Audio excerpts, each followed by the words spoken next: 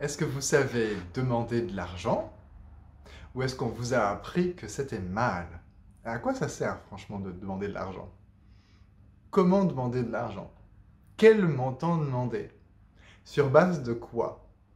Si vous connaissez un petit peu des outils tels que la loi de l'attraction, peut-être que vous considérez que c'est quelque chose de complètement stupide, et fort bien, pourquoi pas. Aujourd'hui, je veux vous parler d'une manière assez non linéaire de créer et d'inviter plus d'argent dans votre vie et d'avoir de la clarté en fait avec l'argent. Si vous avez du mal avec la comptabilité, si vous avez du mal à euh, gérer les flux rentrants, les flux sortants, investir, ou vous souhaitez simplement créer plus de richesse dans votre vie, cet outil, qui est un outil qu'on développe en long, en large et en travers, et surtout tous les points de vue qu'on a autour de l'argent, qui est principalement ce qui est limitant par rapport à ça, est vraiment un outil qui va vous permettre de vous apprendre à générer de l'argent d'une manière qui est complètement irrationnelle, mais qui fonctionne, et pas simplement d'épargner et d'avoir de l'argent pour vos vieux jours, mais de créer ce que aucune personne ne va pouvoir vous permettre d'avoir avec des conseils financiers. C'est la paix avec l'argent. Parce que ce qui est le plus difficile, c'est pas de ne pas avoir d'argent ou d'avoir beaucoup d'argent, que les gens aient peu d'argent ou beaucoup d'argent ou dans la moyenne, ça ne, c'est en rien corrélé avec leur capital bonheur par rapport à l'argent. Et moi, ce que j'aimerais que vous puissiez développer, c'est un sentiment de richesse. Et la richesse n'a rien à voir avec l'argent, même si elle inclut l'argent. Et elle ne l'exclut pas, au contraire. La richesse, c'est justement ce sentiment de paix, peu importe le montant d'argent qu'on a, parce que c'est cette clarté qu'on peut avoir aussi bien avec l'argent qu'avec tout ce tout ce que sont les éléments de richesse dans notre vie. Alors aujourd'hui, on va s'occuper de la question d'argent. Comment est-ce que l'on peut créer de l'argent, notamment au travers de l'outil qui s'appelle les 10%, et surtout comment créer de l'argent simplement en demandant. Si vous ne demandez pas ce que vous désirez, si vous le gardez secret pour vous, vous en parlez jamais, vous savez même pas d'ailleurs ce que c'est, vous n'avez pas de clarté par rapport à ça, et vous espérez qu'un jour ça va arriver, ça va vous tomber dessus, bah, c'est possible, mais c'est quand même beaucoup plus facile d'atteindre un endroit quand vous savez exactement où vous voulez aller. Et moins vous mettez de conditions spécifiques sur ce qui va vous y amener, comment ça doit se présenter, qu'est-ce qu'il faut faire pour ça, moins vous vous mettez d'obligations, et plus vous allez pouvoir avoir de l'aisance, plus vous allez pouvoir avancer rapidement. Alors allons-y. Comment on fait pour calculer combien d'argent on a besoin par mois si on veut inclure la génération d'argent dans notre vie? Première chose, c'est faire un état des lieux des dépenses que vous avez actuellement. Donc vous prenez tous les tickets de carte bancaire, tous les relevés de votre compte bancaire, vous notez quand vous faites des dépenses avec, avec des espèces, et y compris les choses qu'on vous offre, que vous n'avez pas à payer, mais que vous pourriez avoir à payer un jour. Hein, voilà. Vous faites ça sur un mois. Et puis après, vous allez pouvoir avoir une idée. Vous pouvez le faire sur, par exemple, 3 mois et puis faire une moyenne des 3 mois, voilà, si c'est fluctuant, si vous voulez aller plus dans la précision. Mais en guise de premier exercice, avoir de la clarté déjà sur ce que vous dépensez et vos sources fixes et aléatoires de dépenses, c'est la première chose. C'est super intéressant si vous voulez rembourser une dette. Et c'est tout aussi intéressant, voire encore plus intéressant quand vous voulez créer plus d'argent. Alors, les financiers classiques vont vous dire que pour créer de l'argent, soit vous devez emprunter, soit vous devez investir, soit vous devez faire des coupes budgétaires. Moi, c'est pas ce que je vais c'est pas ce que je vais vous conseiller. C'est jamais fun l'idée de perdre, hein, c'est pas du tout ça. Donc, ce qu'on va faire, c'est plutôt ajouter. Vous allez rajouter à ce montant, disons par exemple que c'est voilà, 1000 euros. 1000 euros de dépenses courantes habituelles, ça inclut voilà, l'entretien de la voiture, des factures de téléphone, le loyer, l'électricité, etc. Des restaurants que vous avez fait. Ça, c'est les dépenses courantes, celles que vous ne pouvez pas mettre de côté. Et ensuite, vous allez rajouter à ce montant, vous allez prendre ce montant, vous allez le multiplier par 10, vous allez le diviser par 100, donc vous allez prendre 10% de ce montant. Et ça, vous allez le rajouter au total.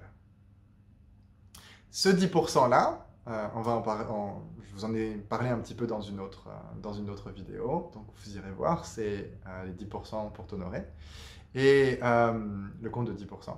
Ces 10% sont là pour vous permettre de générer plus d'argent. C'est pas pour y toucher, c'est pas pour les temps pluvieux, c'est vraiment pour pouvoir commencer à vous honorer, respecter le fait que vous avez de l'argent et créer un sentiment de paix avec l'argent, le sentiment d'avoir, avoir et pouvoir garder, vous faire passer en priorité. C'est-à-dire que vous payez un salaire à vous vous incluez en fait dans les dépenses normales. C'est-à-dire que pour vivre, vous savez que vous avez besoin d'argent, et bien vous allez honorer ça en vous donnant un salaire. Le premier salaire que vous versez, c'est à vous, pour que l'univers, qui entend ce que vous faites, et qui voit, quand vous vous mentez à vous-même, puisse savoir que vous ne vous mentez pas. Vous faites vraiment votre priorité. Dans la première facture, et la première chose à laquelle je dois être fidèle, et la dernière chose à laquelle je dois être fidèle, mais d'abord la première, celle qui sera toujours en ligne de compte, qui passera avant tout le reste, c'est moi. C'est Bibi. C'est ma pomme. Hein. Je pense à moi parce que je sais que peu importe ce que je veux faire, que je veuille le faire dans mon coin ou que je veuille le faire en incluant les autres, en contribuant aux autres, ben, je ne peux pas le faire si je suis mort. Hein. Donc, je m'occupe d'abord de moi. C'est un petit peu comme prendre soin de sa survie, prendre soin de ce qui va vous permettre de continuer à vivre. L'argent, c'est une nourriture, c'est un carburant comme un autre, et c'est un carburant vachement important dans notre société actuelle. Donc honorer ça, plutôt que de lutter contre, honorer ça dans « Ok, je sais que ça, même si ça ne fait pas sens pour ma biologie, pour mon cerveau, c'est quelque chose qui est considéré comme ressource première. » Donc dans la mesure où c'est considéré comme ressource première, c'est une espèce de forme d'alimentation autre, et mon cerveau va le traiter de la même manière que les autres formes possibles de stress, de danger. Hein.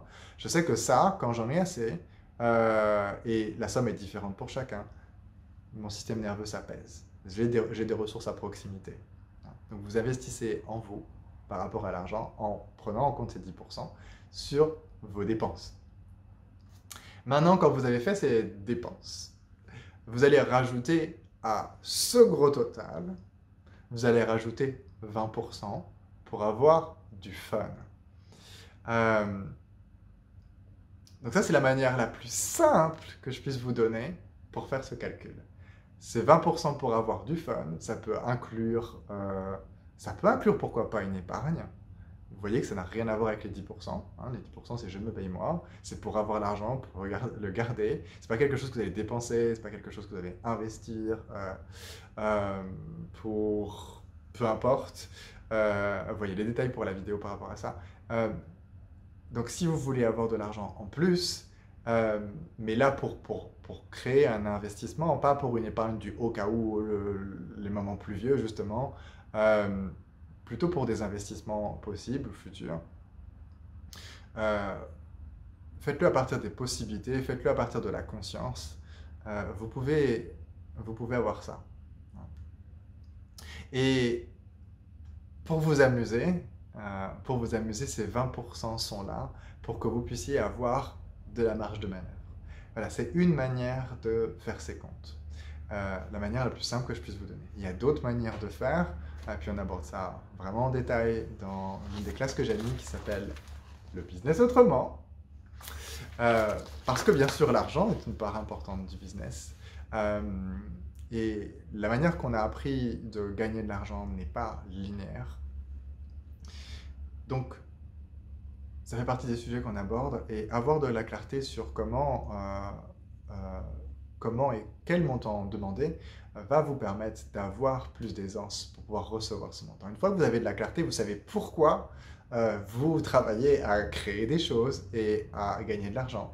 Et à ce moment-là, ce montant total avec les dépenses, les 10% pour vous, et puis 20% en plus, pour avoir de l'aisance, pour avoir de la joie, pour vivre avec fun, puisque c'est le but de la vie, c'est pas juste que vous ayez juste assez. Ça, ce montant-là, vous le demandez à l'univers. Et comment vous allez le demander? Vous allez le demander sans contraction. Vous allez le demander avec... Et à partir de cet espace de « Oh, ce serait tellement bien si j'avais cet argent ». Mais pas à partir du désespoir et de la résignation. Ce serait tellement bien si j'avais cet argent. Mais plus à partir de oh, ce serait tellement bien. Mais vous y mettez pas de condition. Vous y mettez. Vous pouvez mettre une condition temporelle si vous voulez. Tant que vous le faites à partir de cet espace de oh, ce serait tellement bien. Et vous savez que c'est possible. C'est dans la mesure des possibles. Vous le faites à partir de l'espace des possibilités. Ce qui revient justement à ne pas demander des sommes qui sont complètement farfelues et incohérentes et incongruentes, et incongrues, inconsistantes, par rapport à vos dépenses, ce que vous désirez créer, etc. On peut rajouter, réinjecter là-dedans des projets particuliers, et donc du coup, bon, on va faire et à ce moment-là, on va faire un calcul différent, mais ça, on rentre dans les subtilités de ce qu'on peut voir justement dans la classe. Je voulais vous donner une manière simple de demander, d'avoir cet espace, d'avoir cette clarté pour pouvoir demander l'argent. Et vous faites cette demande et ensuite vous l'oubliez, mais vous vous y connectez régulièrement. Voilà une autre façon de demander oh, qu'est-ce que ce serait que d'avoir tant par mois? Et d'être dans cet espace de curiosité, de découverte, de vous connecter à ce futur possible, pas ce futur impossible, hein. Ce futur possible, qu'est-ce que ce serait? Comment ce serait de nourrir et de chérir et d'alimenter cette énergie? Et quand vous avez quelque chose qui vous fait tilt dans la tête, vous avez une idée de quelque chose que vous pouvez créer, vous avez quelqu'un qui vous fait un cadeau, reconnaissez la similarité entre cette énergie de « Oh, ce serait tellement bien d'avoir tant » et ce que vous désirez créer, parce que vous devez remarquer quand vous commencez en fait à recevoir de ce que vous demandez. Plus vous allez renforcer ce muscle de réaliser que ce que vous créez par vos demandes, en fait, vous le créez vraiment, ça arrive dans votre vie, plus vous allez pouvoir tisser un lien indestructible de conscience et de confiance dans votre capacité à être conscient de comment l'univers fonctionne. Voilà, à bientôt pour une autre vidéo. Je ne sais pas sur quel sujet, mais j'ai hâte, et peut-être à bientôt pour une classe, le business autrement, ou l'une des nombreuses classes et programmes que je facilite sur l'argent ou le business. Donc vous trouverez les informations en dessous de la vidéo ou sur mon site. À bientôt!